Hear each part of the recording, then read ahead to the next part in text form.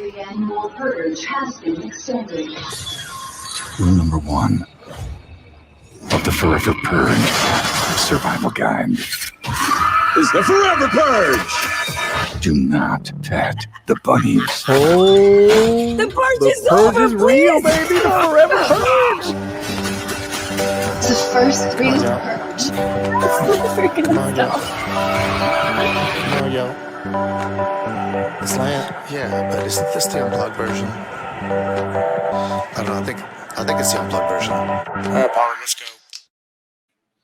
Hey, what's happening here? Paulie on the Latino Slant. Oh boy, I'm bringing you a full spoiler review and analysis of the movie The Forever Purge. That's right, you heard me, The Forever Purge. Wow. Let me just tell you right now that I really dig this film. In fact, I saw it twice. Now, before we get into The Purge, I want to remind you guys on the Latino Slant, make sure you're subscribed. If you want to become a member, memberships are at the $5, $10, and $20 per month level. They have all kinds of incentives from discounts to merchandise, all the way to one-on-ones with musicians and filmmakers and movie watch party with actors and all that good stuff. So memberships has its perks. How you doing? Come on, yo. Come on, yo. Come on, yo. Slant. Adela and her husband Juan live in Texas, where Juan is working as a ranch hand for the wealthy Tucker family. Juan impresses the Tucker patriarch, Caleb, but that fuels jealous anger with Caleb's son, Dylan. On the morning after the purge, a masked gang of killers attack the Tucker family, including Dylan's wife and sister, forcing both families to band together and fight back as the country spirals into chaos and the United States begins to disintegrate around them. Yeah, wow, that is the information. You have a fantastic cast.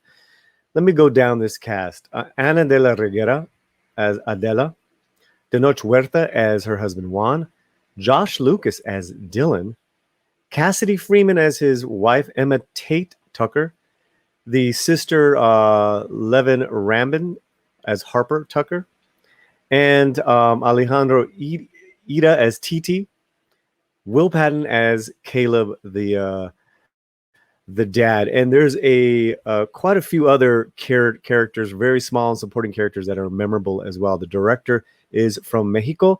His name is Everardo Gaut. And the screenwriter is James DeMonaco. And James DeMonaco is the franchise's creator. He's written and directed most of these, but this one, he's left it up to Everardo. And I want to get into this because I thoroughly enjoyed it. And I thought it was a real unique take on the franchise. When you've done four films of the franchise, the formula maybe gets a little old. So I read you the synopsis, and it is also produced by Blumhouse and Michael Bay. Come on, yo. Come on, yo. Come on, yo. Slant. We begin this story with a montage at the beginning where Adela and TENOCH are crossing into the United States from Mexico. And there is opening credits and montages saying that illegal immigration is up. The purge has been reinstated since the new government has been voted back into power. And they make it safely across the border. Now, I will say that there's a moment where this little boy that's kind of like their coyote leading them in through the tunnels gives them a kind of business card, playing card, where he says, if you ever need us, call us. Now, in my second time watching it, and I'll bring this back later on as to maybe this is a clue to the next movie. But then we jump 10 months later into the Valley of Los Feliz in Texas, which is on the border there. And we've established that Ana is working at or her character, Adela, is working at a meat market factory. And Juan is a cowboy, and he was a cowboy, but he's a ranch hand now working for the Tucker families. So we established these two families. The patriarch, or Josh Lucas's dad, is played by great Will Patton. If you remember him from Armageddon, where he had that great line, what are you doing with a gun in space? He has a liking to Juan right away, the dad, which kind of fuels a little bit of jealousy with Josh. So there's animosity there, even though Josh is technically Juan's boss as well. So he's not a fan of. We also established that Josh's character is not a fan of the Mexican culture. There's also a scene where they're having dinner later on with another rich family, and these are well-off ranchers. And he's just saying that I don't think I want, my kids to be raised by a Mexican nanny and Spanish to be spoken here. So he's got some uneasiness, but he makes it quite clear. Another thing that's really cool is that TENOCH's character, Juan, is kind of a horse whisperer. He's a born rancher. And that's why the patriarch, Caleb, takes him so well, because he's a real man. He's honest. He shows up to work. He does a great job, and he's got a great way with the horses. So that was really cool. I loved how they established Juan's character as noble, honest, hard-headed, but loyal. So already there, the layers of the character are established. And you think that Josh's character is established kind of like this, this wealthy ranch owner, Anglo, that's kind of like hateful, looking down on Mexicans. But we peel his onions later on. Okay, what's also established is there's another ranch hand named Kirk. And him, Juan and Titi, Juan's friend, who's also Mexican, they work for the Tuckers. Kirk, after they get paid, they're getting paid the day before the purge is supposed to happen. They get paid a purge protection money from the Tuckers. He tells Titi and Juan that don't be a slave to the wealthy. So Kirk's thing is class, the rich and the poor. He's really into that. We get that right away. So he's kind of a troublesome character. Okay, so on to the night of the purge.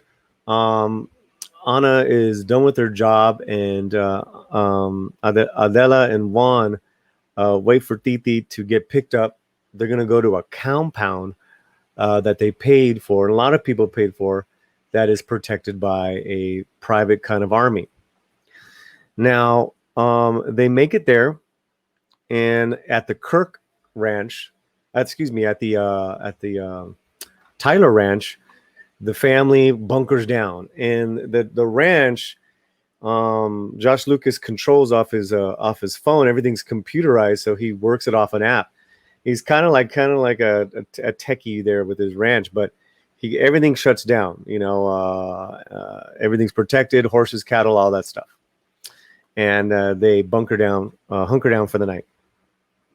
Nothing really happens to those two families during the night of the purge. We see a montage of in the city, in this small Texas town, of people killing each other, but really that's so established in the purge, the other movies, that's not really what this movie's about.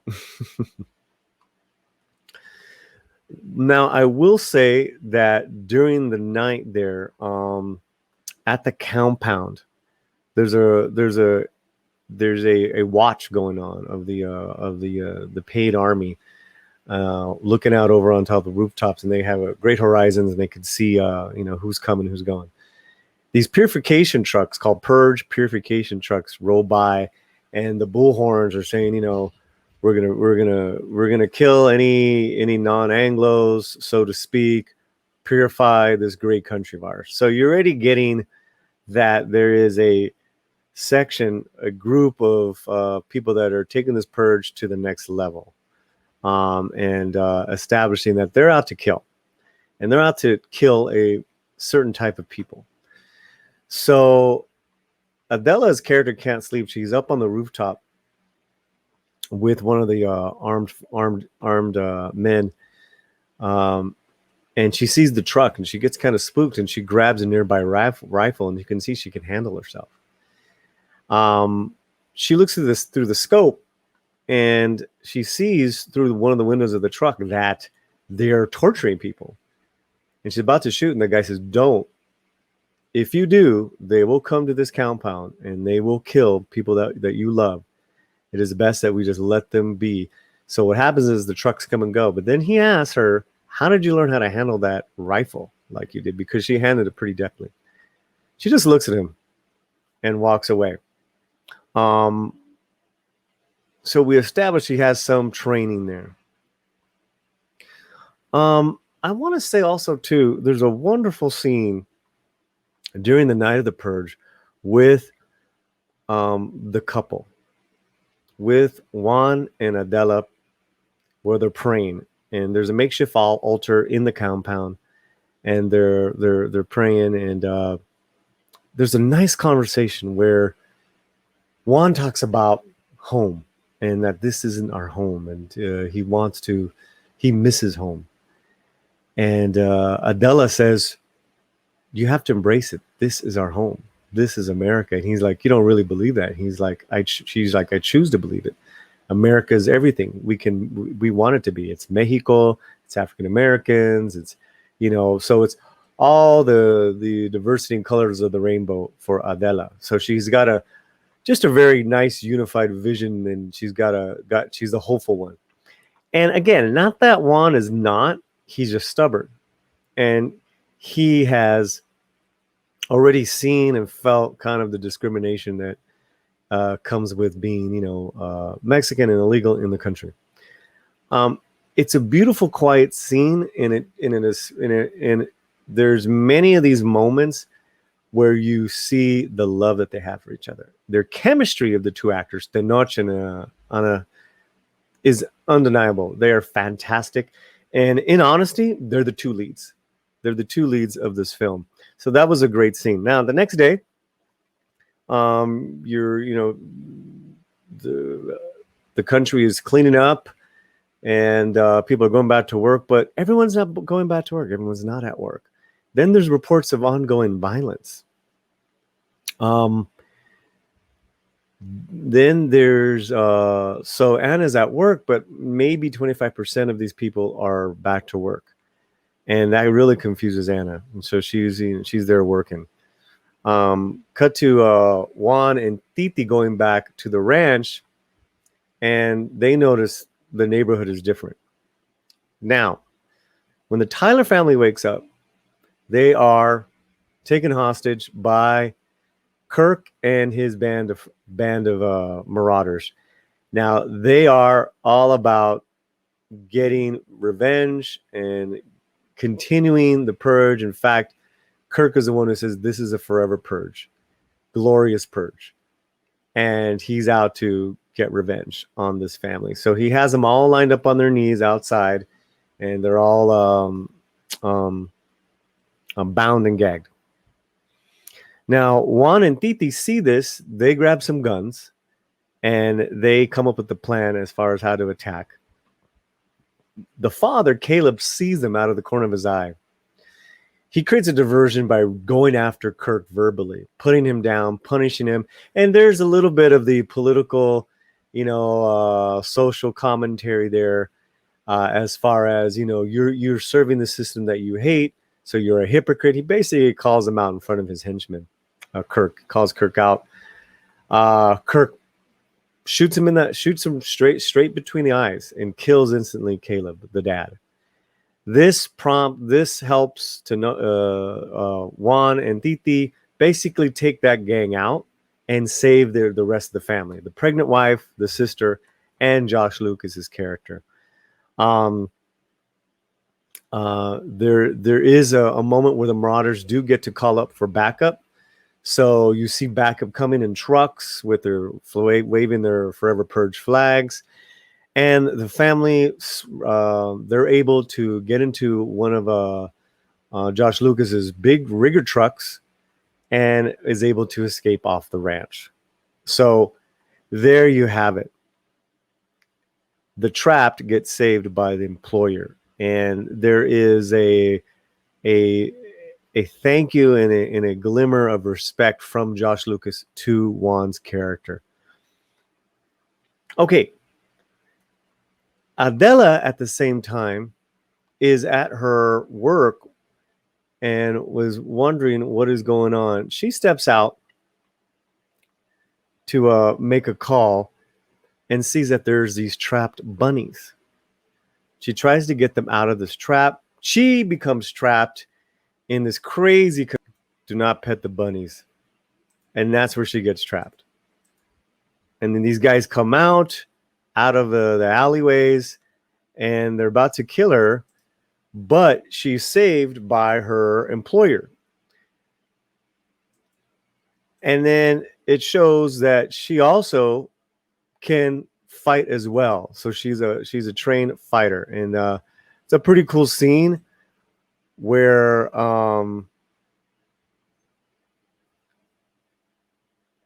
we see Adela's fighting spirit. And Ana de la Guerra's fighting spirit, if you remember her in Army of the Dead, she's got a great fighting spirit. And there's her employer saving her. And then they end up killing the rest of that gang with this poker right there. Ouch. That is gnarly, man. That is really gnarly. That was really good. So there's a couple things that happen there because the cops run up on them and arrest Adela and her employer because they're the ones who've been doing some killing. And they're trying to explain the situation, but they get rounded up and arrested. So they're taken away, but one of Adela's co-workers calls Juan and tells her what's been going on. So Juan, allowing Josh Lucas in tow in the big rigger truck, says, let's go and save your wife. And Juan says, you don't have to do that. And he's like, yes, I do. We'll wait for you. They drive into town. They wait for them.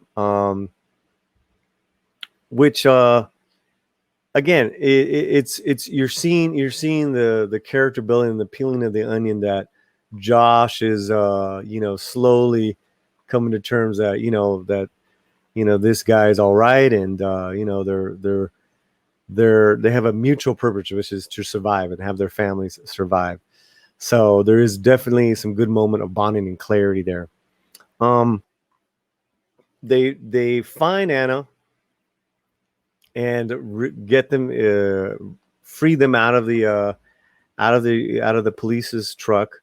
There was some like violence and commotion there with some crazy other prisoners, which that prisoner who's like the big skinhead establishes, that, further what we're going to do to you, what we're going to do to non-Americans, so to speak, kind of just, speaking to the overall new arc of the Purge that we're not done killing. We're not going to stop. We're going to purify this land. So Juan saves his wife and the employer. The employer decides to go to another route as far as to save his family. So that character leaves the movie.